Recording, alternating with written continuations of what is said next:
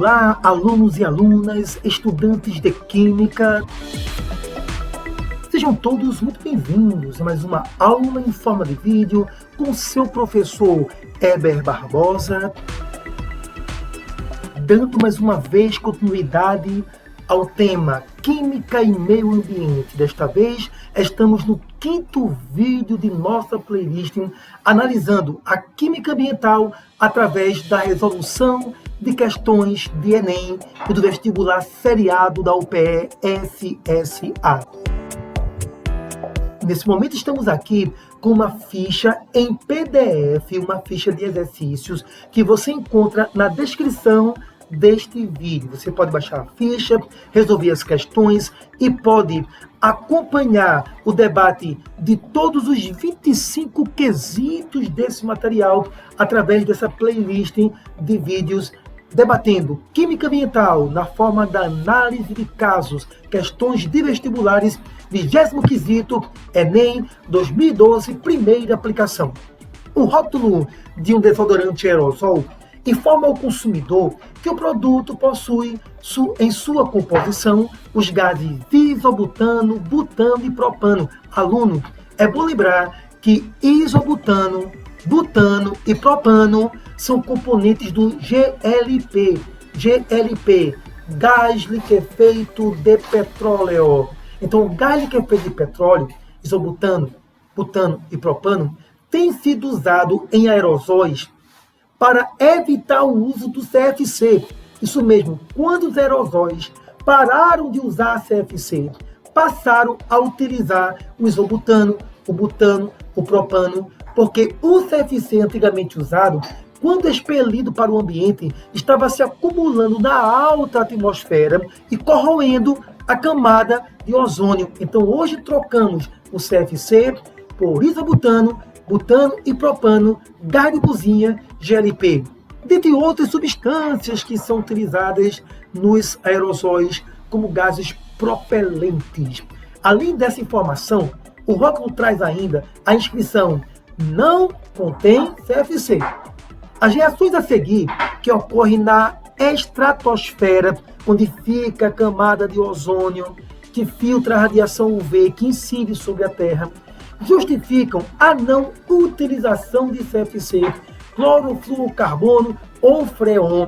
Lembrando que CFC também já foi muito utilizado como gás de geladeira, gás de ar-condicionado, e muito utilizado como gás propelente de aerosóis. Professor, o que é gás propelente? É aquele gás que está dentro do aerosol, aquele gás responsável por gerar pressão para que o conteúdo do aerosol possa ser expelido, possa ser lançado para o ambiente externo. Gás propelente, CFC.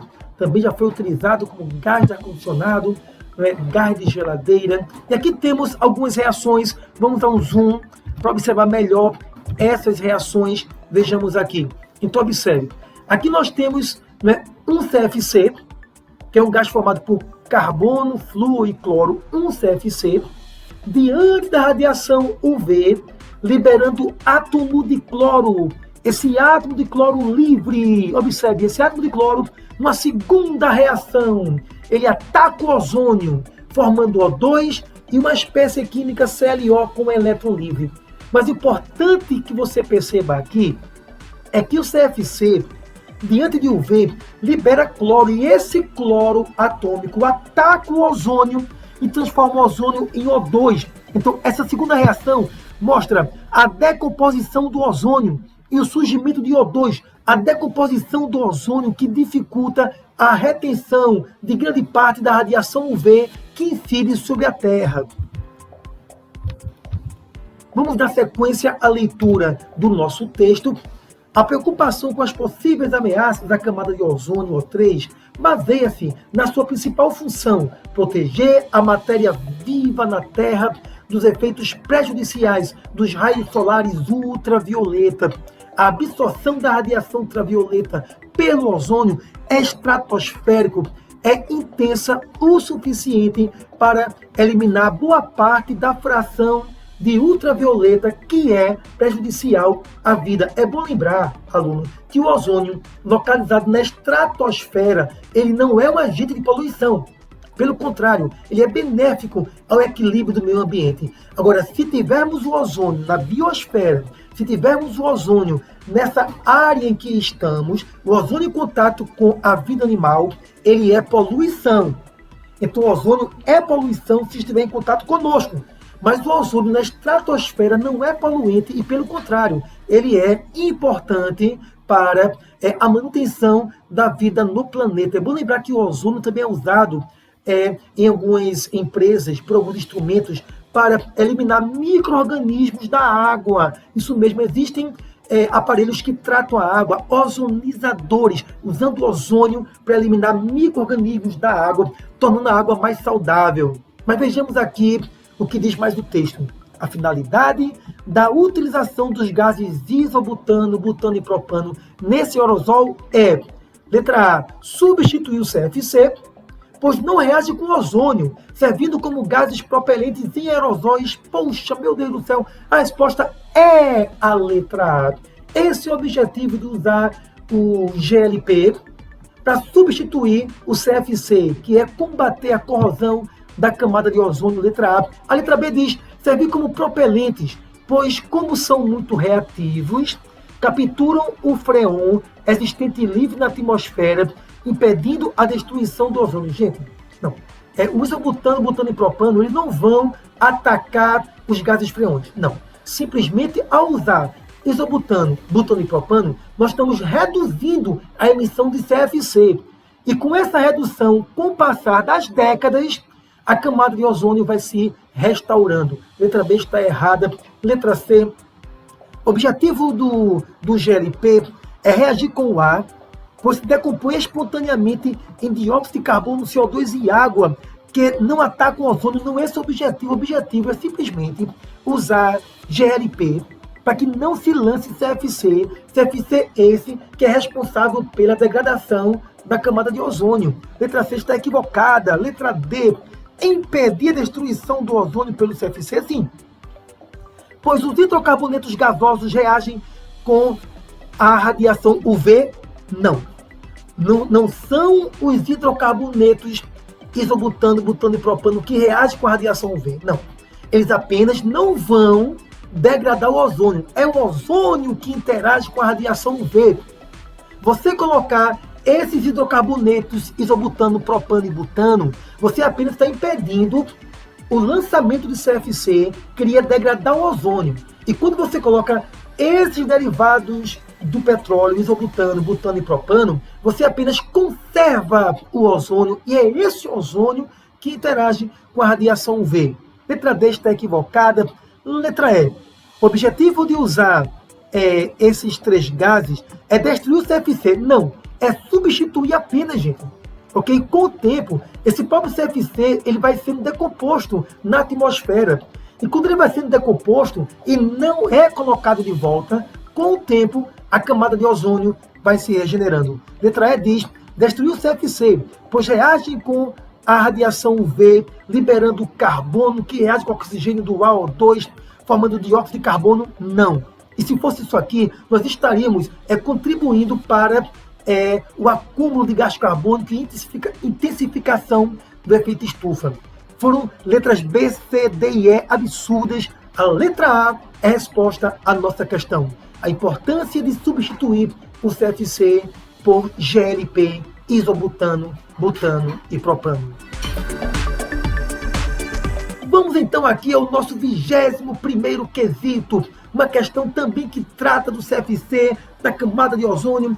A liberação dos gases clorofluorcarbono e CFCs na atmosfera pode provocar corrosão do ozônio na estratosfera. O ozônio estratosférico é responsável por absorver parte da radiação ultravioleta emitida pelo Sol, a qual é nociva aos seres vivos. Esse processo na camada de ozônio é ilustrado simplificadamente nesta figura. Então nós temos aqui essa estrutura, que é um CFC, observe bem aqui, ok?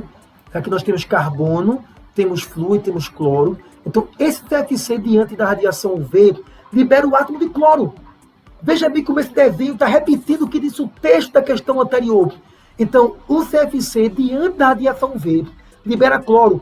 O cloro ataca a molécula de ozônio O3, transformando em O2. Então, observe que esse ataque do cloro ao ozônio decompõe o ozônio e libera o gás oxigênio. É a corrosão da camada de ozônio através do CFC com liberação de cloro. Vamos sair do zoom e voltar para o nosso texto. Quimicamente, a destruição do ozônio na atmosfera por gases CFCs é decorrência da letra A. Nós temos aqui clivagem da molécula de ozônio pelo CFC para produzir espécies radicalares. No caso aqui está produzindo moléculas, não são radicais. Não vamos debater aqui a questão dos radicais. Letra B, produção de oxigênio molecular a partir do ozônio, catalisada pelos átomos de cloro. Aqui realmente nós temos que, quimicamente, nós temos realmente que o cloro, ele acaba quebrando o ozônio e formando gás oxigênio. Mas antes de fecharmos aqui com essa letra, vamos avaliar outras opções. Letra C, oxidação do monóxido de cloro por átomos de oxigênio para produzir átomos de cloro livre. Ora, não é esse o grande efeito do CFC sobre o ozônio. Letra D, reação direta entre CFCs e ozônio para produzir oxigênio molecular e monóxido de cloro. Na verdade, a reação não é direta do CFC com o ozônio. Que, na verdade, quem traz com o ozônio é o cloro, que se liberta do CFC. Então, não é a molécula do CFC que ataca diretamente o ozônio. É o átomo de cloro que é liberado pelo CFC. A letra E diz a reação de substituição de um dos átomos de oxigênio da molécula do ozônio por átomo de cloro. Também não é esse o item. Então, nós temos aqui como resposta a letra B. Produção de oxigênio molecular a partir de ozônio. Realmente aqui nós temos a produção do O2, veja aqui o O2, produzido a partir do O3 sob a ação do cloro livre. Então a resposta letra B, uma importante análise acerca da questão do CFC sobre o ozônio, sobre a corrosão da camada de ozônio. Vamos então aqui ao 22º quesito. É em 2013, primeira aplicação, uma questão que não foi de ciências da natureza, foi de ciências humanas. Então temos aqui todo um processo ilustrado através dessa grande imagem. Vamos explorar aqui essa imagem. Então aqui nós temos, gente, indústrias, automóveis. Observe que as indústrias estão emitindo emissão de dióxido de enxofre e óxido de azoto, que na verdade é uma forma de se referir a óxidos de nitrogênio. Então, aluno, observe, liberação de óxidos de enxofre e óxidos de nitrogênio, ok? Então, em direção à água das nuvens, então os óxidos de enxofre e de nitrogênio formarão dois ácidos principais, ácido sulfúrico, H2SO4, que é um ácido forte, e ácido nítrico HNO3. Atenção, eu vou dar um zoom nessa imagem, que essa imagem é importantíssima. Quando os óxidos de nitrogênio e de enxofre incidem na água das nuvens, formam-se dois ácidos fortes principais. Ácido sulfúrico, H2SO4, anote isso aí, aluno, dê pausa nesse vídeo. Ácido sulfúrico, H2SO4, e ácido nítrico, HNO3, o forte agente oxidante. O ácido nítrico, HNO3, são produzidos. Esses são os dois ácidos de maior intensificação da acidez da chuva. E esses ácidos são lançados ao solo pela chuva ácida, havendo então todo um dano, todo um ataque à natureza. E vamos então sair desse zoom e voltar à análise. No esquema, o problema atmosférico relacionado ao ciclo da água acentuou-se após as revoluções industriais. Uma consequência direta desse problema está vamos ver aqui, elevação das marés. Não, elevação das marés é se fosse intensificação do efeito estufa, gerando aquecimento global, derretimento das geleiras e elevação do nível do mar. A letra B, sim, escuta, já falamos sobre isso em outros vídeos dessa playlist. Quando a chuva ácida cai numa região de floresta, os animais podem até fugir e se esconder, mas a flora, as árvores, as plantas ficam expostas à chuva ácida e são queimadas. A chuva ácida gera queima das árvores, das plantas. Então a flora é a grande atingida, é danificada pela ação da chuva ácida. Quem mais sofre pela chuva ácida é a flora nesta floresta, letra B. No erosão, laterização dos solos e fragmentação das rochas, não é? Até porque nem todas as rochas são calcárias para sofrer o ataque da chuva ácida. O principal efeito de dano à natureza é a redução da flora causada pela chuva ácida. Temos ainda aqui o 23º quesito, que será respondido com a análise que fizemos na 22ª questão. O processo de industrialização tem gerado sérios problemas de ordem ambiental, econômica e social, entre os quais se pode citar a chuva ácida. Os ácidos usualmente presentes em maiores proporções na água da chuva são o ácido carbônico, que na verdade gera uma acidez natural. Ele não gera a acidez da chuva como um problema ambiental, formado pela reação do CO2, que é um gás de caráter ácido atmosférico, com a água, o HNO2, HNO3, H2SO4, H2SO3. Esses 4 últimos são formados principalmente a partir da reação da água com óxidos de nitrogênio e de enxofre, gerados pela queima de combustíveis fósseis. Aluno, esse texto é uma verdadeira aula sobre chuva ácida, sobre química ambiental. A formação de chuva mais ou menos ácida depende não só da concentração do ácido formado nas nuvens, como também do tipo de ácido. Essa pode ser uma informação útil na elaboração de estratégias para minimizar esses problemas ambientais. Se consideradas concentrações idênticas, quais dos 2 ácidos citados no texto confere maior acidez à água das chuvas? Voltando à questão anterior, nós vimos aqui os ácidos, dando zoom novamente na tela, zoom. Nós temos aqui H2SO4 e HNO3 como os ácidos mais fortes que intensificam a acidez da chuva. Voltando então às opções do quesito que estamos em análise, questão 23, nós temos então aqui várias opções. E letra D nos traz ácido sulfúrico e ácido nítrico. Letra D como resposta ao nosso quesito. Vamos então ao penúltimo quesito de nossa análise. Questão do Enem 2020, segunda aplicação. O desgaste inadequado do lixo é um problema que necessita ser solucionado urgentemente. Sim, segundo o Ministério do Meio Ambiente, apenas 25% dos municípios brasileiros dispõem, isso em 2020, adequadamente desses tratamentos adequados de resíduos.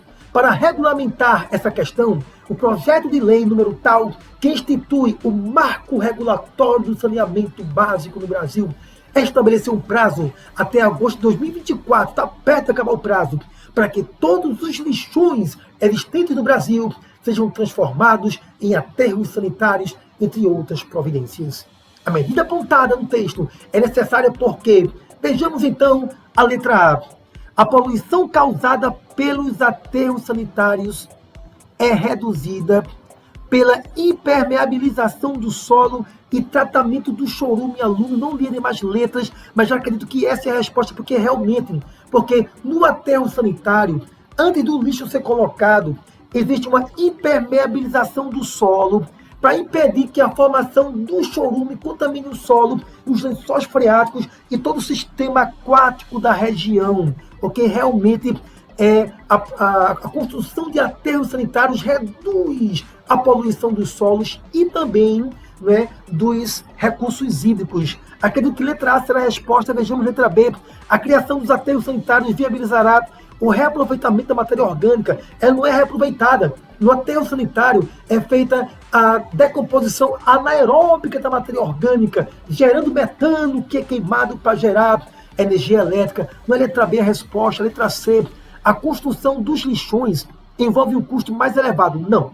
O aterro sanitário tem custo elevado, mas esse custo é compensado com os benefícios que ele traz, inclusive em geração de energia elétrica, utilizando o biogás produzido naturalmente nos aterros sanitários. Letra C está equivocada. Letra D, nos lixões não há a possibilidade de separação de material para reaproveitamento e reciclagem. A questão toda aqui é que os lixões têm o lixo a céu aberto de forma desordenada. Nem sequer há realmente uma condução ordenada, organizada da coleta desse lixo. E outra coisa, nos lixões, quem, entre aspas, faz essa teórica seleção do lixo são as pessoas, crianças, em contato com o lixo, absorvendo doenças com o lixo exposto ao ar. A letra D não pode ser aceita, porque não há benefícios trazidos pelos lixões à sociedade e ao meio ambiente. Negada a letra D. Letra E. As áreas dos lixões desativados poderão ser imediatamente não. Usado para plantação não, porque aquele solo está contaminado. Aquele solo acima do lixão está contaminado. Tem que ser feito um tratamento longo, então não haverá imediata utilização para plantações, senão a colheita será de material contaminado pelo solo. De fato, a resposta é a letra A. E chegamos finalmente ao 25º e último quesito dessa playlist. Vejamos então Enem 2019, segunda aplicação. Antigamente, em lugares com invernos rigorosos, as pessoas acendiam fogueiras dentro de uma sala fechada para se aquecer do frio. O risco do uso desse recurso ocorria quando as pessoas adormeciam antes de apagarem totalmente a fogueira, que poderia levá-las a óbito. Isso acontece várias vezes por ano aqui no Brasil, inclusive. Mesmo sem a ocorrência de incêndio, as pessoas vêm a óbito. A causa principal desse risco era o aluno. Nós sabemos que a queima em lugares fechados, nós temos baixa disponibilidade de oxigênio. E com a baixa disponibilidade de oxigênio, a combustão é incompleta. E a combustão incompleta gera CO. CO, monóxido de carbono, que tem alta afinidade com a hemoglobina e impede o transporte de oxigênio, levando a óbito. Isso é trazido com clareza na letra E. Geração de monóxido de carbono pela combustão incompleta. Queima ambiente fechado, combustão incompleta. Resposta, letra E. Chegamos então, alunos, ao final de nossa playlist. 5 vídeos envolvendo 25 questões do Enem e do SSA Vestibular Seriado em Pernambuco acerca de Química e Meio Ambiente. Espero, aluno, que você tenha construído um grande conhecimento através da análise das diversas questões que aqui realizamos. E fique atento, porque novas playlists serão lançadas para analisar Química e Meio Ambiente através do debate de casos de questões de grandes vestibulares. Foi um prazer estar com você, estudante de Química!